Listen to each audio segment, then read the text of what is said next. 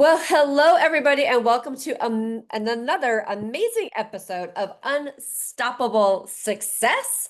I am your host, Jacqueline Strominger, and on this podcast, we hear from amazing leaders and professionals in our world who have had great results and have game-changing insights on how to be unstoppable. And today, I have a great guest, Nicky Billou, and let me tell you a little bit about Nicky because I was on his podcast and he has an amazing show. Um, and his podcast is the Thought Leader Revolution podcast. But he is a podcast host.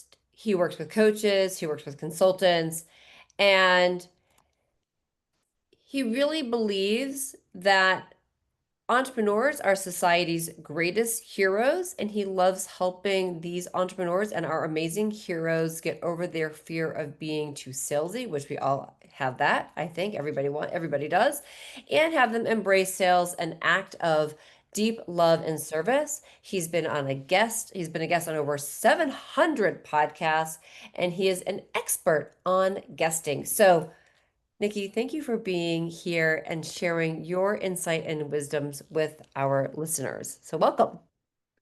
Thank you, Jacqueline. It's great to be here. Yeah. So I want to ask, not everybody starts off out of the coming out of the womb, being great in sales. So how did you get to this point? Like where you actually can, you know, be as great as you are with helping people get over that? Great question. So let me answer that by telling you my backstory.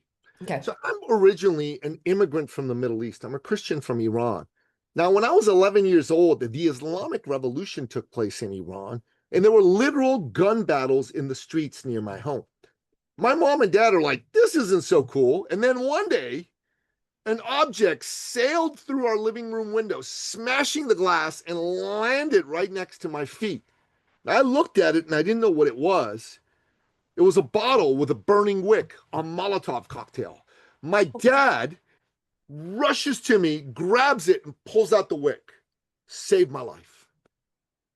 And he turns the bottle over, still full of gasoline, and there's a note taped to it. On the note, it said, "Die, Christian scum." And my mom and dad are like, this is not going to work to raise a family, raise a Christian family, most of all. So they started to think, we got to get out of here. It took them 2 years. They got us out of Tehran, Iran, and we went to another capital city, Athens, Greece. And we were there for 2 more years. And then we left Athens, Greece, and we moved to Toronto, Canada, where I now live, the capital of Ontario, although not of Canada itself. Yeah. And this period, 11 to about almost 15, I'm a kid, right? I don't want to leave my home. I don't want to leave my friends. Maybe you can relate being that age and like having friends that you want to be with forever. And the truth of the matter is, though, as time went on, Jacqueline, I saw the nobility of mom and dad's sacrifice. They left behind their world, everything they knew, everyone they knew, for a chance, not a guarantee, but a chance at a better life for me and my 2 younger brothers. And I started to see they took us from a legacy of tyranny to a legacy of freedom. I believe, Jacqueline, inside every human breast beats the living heart of freedom. Every man, every woman on this planet yearns to breathe free, to march to the tune of their own drummer, to chart their own course. And if you're an entrepreneur, freedom is all that allows you to be an entrepreneur. Without freedom, you can't have free thought. Without free thought, there's no free expression. Without free expression, there's no free enterprise. Then you got to lick a tyrant's boot just to get a few crumbs in order to survive. And my dad in particular was an entrepreneur. And he was a heart-driven, and he sold. I mean, all entrepreneurs are salesmen and saleswomen, right? We all are. And Yeah. if you knew him and you were looking for a job, Dad would clear his calendar, sit you in his office, and call all his buddies and ethically manipulate them till one of them got you a job. If you were trying to start a business, he'd clear his calendar, sit down, listen to you, give you good advice, give you good contacts within his network to get you access to capital and even clients. And if you were his friend and you were trying to buy a car or a house and the bank would only give you so much, because that used to happen in Iran a lot, you need an extra 1,000, 2,000, 5,000, 10, 20,000. You'd go to him and you'd go, hey, Mr. Billou, Napoleon. His name was Napoleon, regal name, right? So, and they go, listen, I need some money. I got to buy this car, this house. That's all the bank gave. He says, how much do you need? 1,000, 5,000, 20,000. You write a check. And you go buy that car or house. And then people would go to him a year, 2, 3 years later with money that they'd saved up to pay him back. And they go, here you go. He said, what are you doing? He says, I'm paying you back. And you go, that was a gift. No, it was a loan. It was a gift. Don't insult me. And then they go, what am I supposed to do with this money? He said, find someone who was as badly off as you were and give it to them. Pay it forward. And he would look at them sternly until they said, okay, I'll do that, right? And people go to me. They said, Nicky, come on, this isn't real. Nobody's really like that. What are you talking about? And I said, no, man, my dad was really like that. Why? What's in it for him? And I go, that's a good question. I'll tell you the answer. First and foremost, he was a devout and committed Christian. He believed that he'd been blessed by God and his Lord and Savior, Jesus Christ, and that it was his duty to share those blessings with others, right? And this is something that's in the Judeo-Christian tradition. You know, you practice the Jewish faith, right? And you are directed that if you have blessings, to share those with other people. That's a fact of what you do. And you know, people who are not of faith can't get that, but people who are of faith instantly understand that. And the second reason he did it was, well, he could. He was successful. He had money. And I wanted to be like my dad. I wanted people to look up to me. I'm a kid, right? A dad would always tell me, son, life is about people, not money. Business, son, is about people, not money. And I go, Dad, how's that possible? You need money to do business, right? He said, true, but you need people to need money. What is business? You solve problems for people for a profit. Right. Imagine a Venn diagram: problems, people, profit. Where all three intersect, that's the purpose of business. And my father would say to me, son, you know what your competitive advantage in life is? Though he didn't use that phrase. I'm paraphrasing for him. Yeah. I said, no. And he says, you're a Billou. And we Billous, we love people and we believe in people. He said, believe in people. That woman in front of you, that's someone's daughter, that's someone's sister, that's someone's wife, that's someone's mother. She's a hero to somebody. And maybe someone just like you let her down in life or in business. It's your job to restore her faith in humanity. It's your job on the days where she lacks belief to show her you believe in her. Because that little spark of belief you give her can turn into a roaring fire, and then she's off into the races. And people always ask me, Nicky, man, like, you're good at sales. You know, you got charisma, you got good sales techniques. You're a thought leader. You know how to help people develop personal brands. You're an expert in podcast guesting. Tell us your stories. Tell us your techniques. We want to know the stuff. We want to know the secrets, the secret sauce. And I tell them all that's true, but none of that is the real secret sauce. They go, well, what's the real secret sauce? And I tell them, I'm glad you asked. The real secret sauce is I'm Napoleon Billou's son. God rest his soul. I believe in people. I love people. And I pour into people. When someone comes into my company, yes, I teach them about podcast guesting. Yes, I teach them how to do heart-based, love-based selling. And we can get into what all that is. Yes, I show them how to develop a personal brand, a thought leader brand, how to be seen as an authority. And I show them how to expand their income to like mid 6 figures, 7 figures, even 8 figures. But the number one thing I do for people is I love them and I believe in them and I pour into them. And I do that to an extent that shocks our clients. And I do that with my beloved. It's not me on my own, because she's even more that way than I am. And our clients say to us, there's folks who've stayed with us and they say to us, like, I've asked people, I've done surveys, like, you know, why have you stayed with us? Why did you sign up with us? Why do you keep staying with us? They said, you know, you're good. You deliver results and, you know, your stuff's good. But they say, I get you really care about me. I get you give a good gosh darn. I got to tell you, that is what I'm most proud of. I'm Napoleon Billou's son. I care about people. And that is my true competitive advantage in the marketplace. And something that you said, it's like it's because we don't start off as salespeople, but it's not to thinking that you're a salesperson. And I love what you said, which is really, and this is for anything. If you're in sales, you're actually helping people solve something. Yeah. As you said, it's problem, people, profit, right? Yeah. And that Venn diagram is if you can keep that in your mind. Maybe you put it on a card on your computer or put it on your wall, but at the end of the day, first and foremost, every single one of us, I don't care what job you have, mother, father, sister, brother, car wash attendant, you are in sales in some way, shape, or form.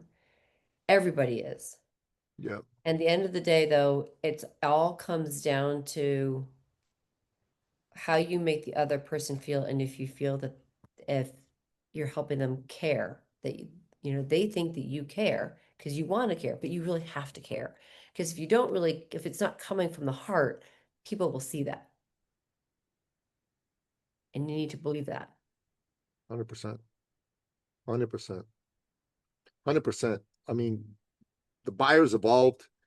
The old Fuller Brush kind of charlatan marketer. They're the enemy. The charlatan marketers. They're the enemy. They're the ones who go and they just don't care. They want to get their hand in your wallet, and that's all they care about. They don't care if they deliver or not. I want to deliver. I want your life to be better because you know me. I want your business to be better because you're under my care. And that's Right. super, super important.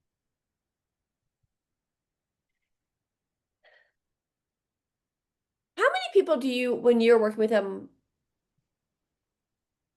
come to you knowing that like help, not that you do it, but that they need to do it for others? A lot of people in their heart and soul, there's a knowing of this, but it isn't necessarily something that has traveled into their head. You know what I mean? Hmm. And we really curate our programs. Like, we used to take people because we were growing a business, and sometimes we take the wrong people. We don't do that anymore. I'll tell you a story. Um, we have a client of ours, a current client. Her name's Courtney, and she used to be in a Fortune 500 bank. She had a high level position. She made really good money. She came to us, you know, as a coach who helps people under the C-suite get placed into C-suite type jobs, like, because a lot of these people plateaued. Hmm. And Courtney was having a hard time getting traction for a while. And we sat with Courtney and she says, I don't want to be one of these people that's like pushy and whatever. And I go, Courtney, let me ask you a question. I said, have you ever in your life been one of those people, even for 1 second? She said, no. She like recoiled in horror. I said, then why do you put that thought in your head? Is it remotely possible you will ever be that person? She said, no. I said, then can we agree that we're not going to bring that up ever again? Because that is not you and is never going to be you. She said, okay. And I said to her, what do you think you need to focus on? She said, I don't know. I think you're about to tell me. I said, you need to focus on them. Don't put the attention on you and what's going on with you and this and that and how they're going to think of you. Put the attention on that person. Is that person someone that you are uniquely suited to help? If the answer is no, don't make them an offer. If the answer is yes, do not make them an offer and take a bold stand for them to work with you. What do you mean? Be pushy? I go, no, not be pushy. Never be pushy, but take a bold stand. She says, what does a bold stand look like? And I said, if that woman who is like a you know a assistant vice president and has been in that same job for 5 years is sitting with you and going, I really want to be an EVP. I want to be a C-suite leader. And you know, this is why I'm coming to see you. And these are all the things that I think have gotten in my way, and you know exactly how to help her, you got to make her an offer. She said, okay, but what if she says it's too much money? Or I got to talk to my husband or whatever. I said, that's called an objection. She goes, yeah, I know what an objection is. I said, well, how do you handle that? I said, you don't deal with the actual objection. Just you don't, what are you talking about? You don't talk about the money and then no. She says, what do you deal with then? I said, if that lady said to you, for example, it's too much money or I don't want to spend that much or whatever, the answer to that question is, I can appreciate that. You don't want to spend that much money or you got to talk to your husband or the sky will turn gray if you do if you don't wait before you do this. Other than that, is there any reason you wouldn't want to stop all the ineffective crap you've been doing that has had you stuck in this AVP job for 5 years and do something that's actually going to work to get you to be that C-suite leader you deserve to be right now?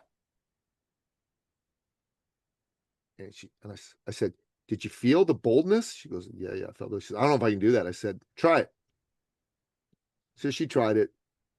And 3 days later, she had a call with somebody. And she said, Nicky, oh my God, she signed up for the program. It's so great. It's so great. It's so great. I said, okay, what happened? She said, well, we talked and I made her the offer and she came up with some story about an objection of something or another. And I don't recall exactly what the story was. And I did what she said. And you know, it worked. After I said that to her, she said, well, when you put it like that, I sound pretty silly. She says, yeah, you do. Don't overthink it. Right. These are a MasterCard. And when people Oh, and but that's the other thing. Visa or MasterCard, take the money right away. Like put the take offer the out money there. right away, take the money right away. So when people are having a sales conversation with you, if they're not a good fit, you shouldn't be making an offer. I want to be really clear. And you should tell them that. But if they are a good fit, you got to hang in there with them with your offer and you got to talk. You got to walk them past their fear because the only reason they're saying no to you if they're a good fit really, truly is they're scared. Now, there's some instances where the person really has no business talking to you because they really have no money. But those are rare. Most of the time, it's too much money is code for it. I don't want to spend that kind of money because I'm scared or I'm not sure this is going to work. Really, that's all it's code for, right? It's not code for anything else. Because if they believed it was going to work, and if they were really focused on the dream, they would transcend the fear. And I'm in the transcending the fear business. Now, I had a call with someone today, myself, who potentially could use my help. But about 15 minutes into our call, I said, what are you doing that's working? And he said, well, I just started doing direct outreaches and I really just dialed it in today and I set up 3 appointments today. I said, you did? He said, yeah. And I said to him, I tell you what, you shouldn't invest in me today. He says, I shouldn't? I go, no. I said, let's give it 3 weeks and see if your efforts are really going to, like, if you got 3 appointments, keep making calls, keep having appointments. Let's see if you make any sales in the next 3 weeks. And if you do, and it's flowing nicely, don't invest in me right now. Maybe invest in me in 3 months or something. But keep your powder dry. But if it's not working in 3 weeks, then 1000% invest in this. Invest in yourself. Let's get this going for you.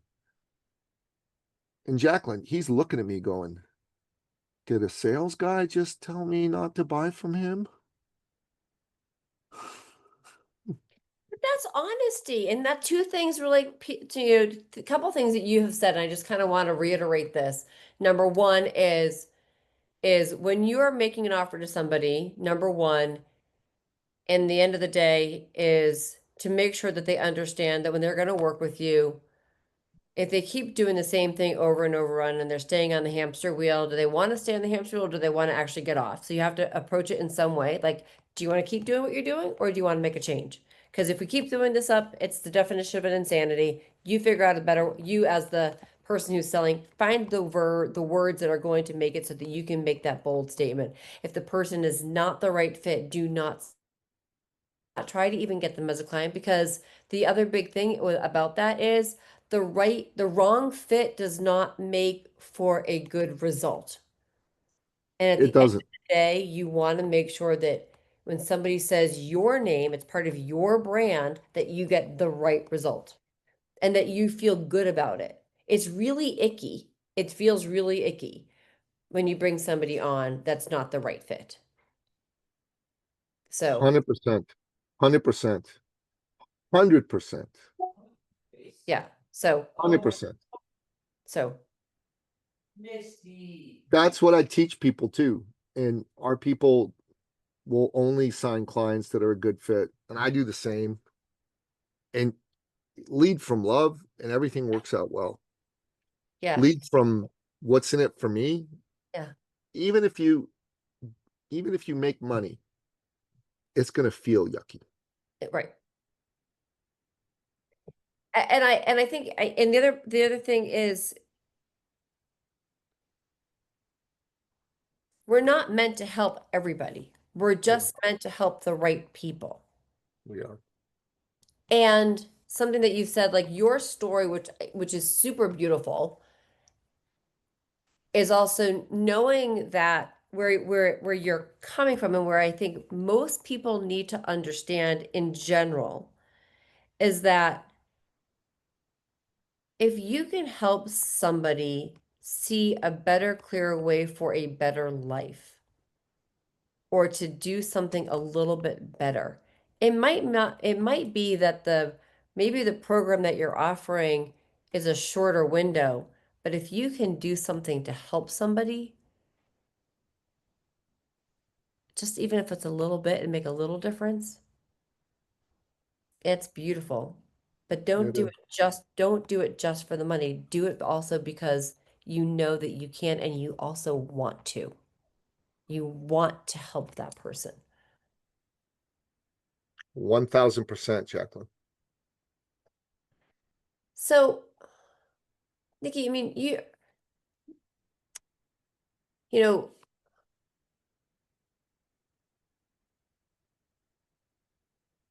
people have different opinions, and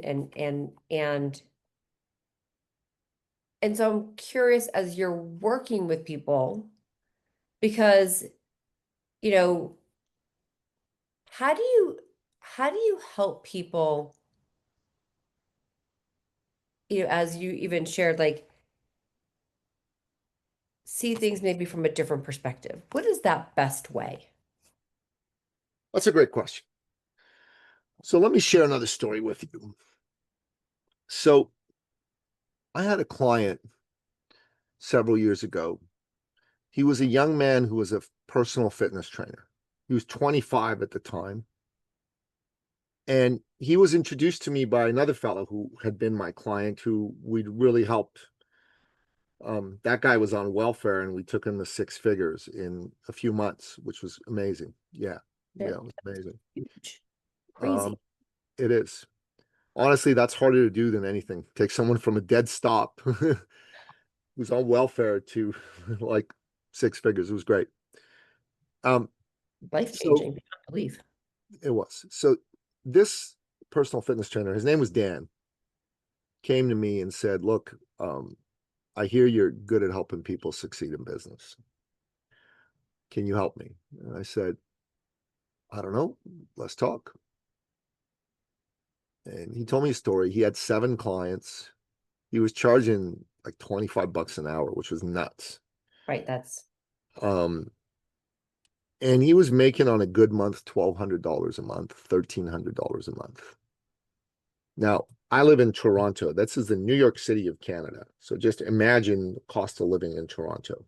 It's significant, right? Um, $1,200 a month is not going to cut it. Most people, I mean, to have a comfortable life in Toronto, you really want to be bringing in 4, 5, 6, 7, 8, 9, 10 grand a month. I mean, after taxes. yeah. I'm just $2,000 a month would be somebody splitting like getting a room in the boarding house or a room in like a big house. You know what I mean? That's they pay 500-800 bucks a month for, and then the rest of their money is going to go toward food and transport, and they really won't be saving anything with that with two men. So I mean, 1,200 was definitely right. so. I asked him. I said, "So Dan, how do you get in clients, and who are your clients?" He said, "Well, I'm trying everything." And my clients are anybody with any health problem. I can help them lose weight, pack on muscle, get ready for a wedding, whatever. And as soon as he told me that, I knew exactly why he was failing in business. He really didn't have a strategy and he was willing to work with anybody. And it just doesn't really work. So let me show you a little something if I can. Keep thinking about that saying, the riches are in the niches. Riches are in the niches, girl. You got it. You are a rock star. You get it. So I Good did this little thing. exercise, right? It's called the ideal client exercise. Who are the clients that are easiest to do business with, get you the best results, and you enjoy working with the most? I started to do this with Dan, and he waved it aside and said, "I'm going to work with doctors." So I said, "Dan, why doctors?" He said, "Well, because you didn't do my exercise." I said, "Well, my dad's a doctor, and I love my dad." Okay. Why else? Doctors make a lot of money, don't they? I'm like, they do, but you know, if that's your primary motivation for going after a niche market, it's probably not a good motivation. They're going to feel that. He said, "No, I'm going to do it." He got 2 clients in 2 months. And I'm like, "Danny, it's not working." He says, "Okay, okay. Niche down more, right? Niche down more." "I got a cardiologist. What? They make more money than doctors, Nicky." "Danny, did you not hear what I was been telling you?" No, no, no, I'm doing it." He got no cardiologist clients. Zero. But Jacqueline, the good Lord, saw fit to introduce him to a Paralympian athlete who'd lost a leg in a childhood accident. And Dan and this fella, his name was Papito Wilson, they did great work together. Dan actually helped him win medals, even gold medals at major international competition. And so he comes to me and he says, "Nicky, I owe you an apology." I said, "Okay, what for?" And he said, "Well, you've been telling me not to be all about the money and I wasn't listening to you. And you were right, I was wrong."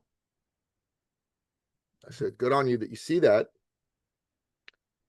He said, "I'm not going to go after the money anymore. I want to actually work with people with missing limbs because I know how to help them. I can get them a really good result." I instantly knew this was good and right and righteous. And I told him so. So Jacqueline, he stopped going after the money and he started going to help people who really needed his help. Within 6 weeks, he signed up 400 clients. Word of mouth only, no ads, no online presence whatsoever. He didn't even have a website at the time. 400. That is I'm trying to think of the percentage. It's more than 400% increase in his client base because if he had like It's started with it, almost 100-fold. It's almost 100-fold increase. So it's like 8, 9,000% right. increase in his business. And he came to me after a client 30 and said, "I can't do one-on-one fitness training anymore. Help."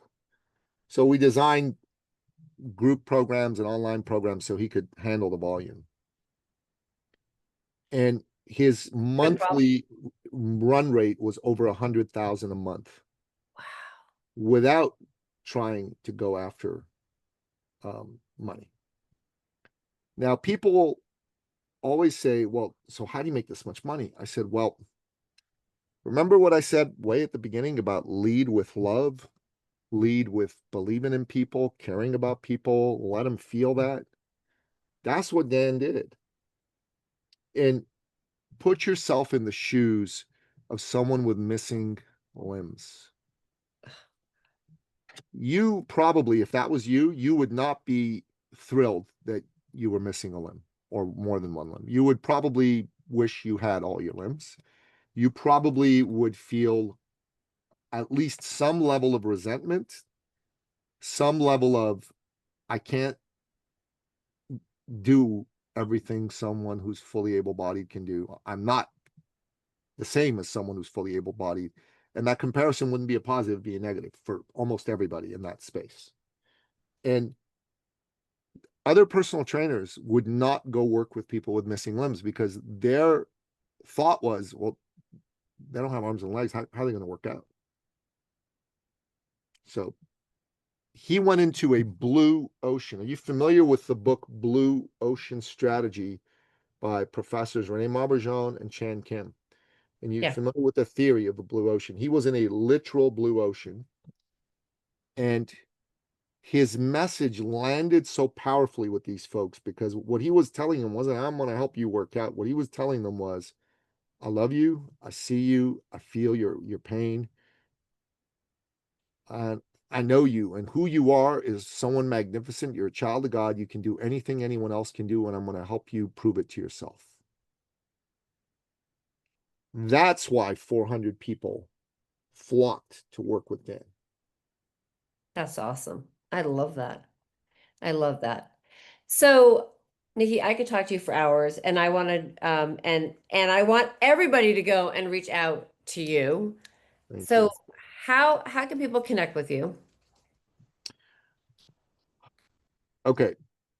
I'm the only Nicky Billou on the planet. So if you go on any social media, type in my name at NICKYBILLOU and just, follow, connect, Yep. depending on whatever thing it is, go for it. Um, I also have podcast, as you so graciously Yep. mentioned, Thought Leader Revolution, and I've written and published 11 books.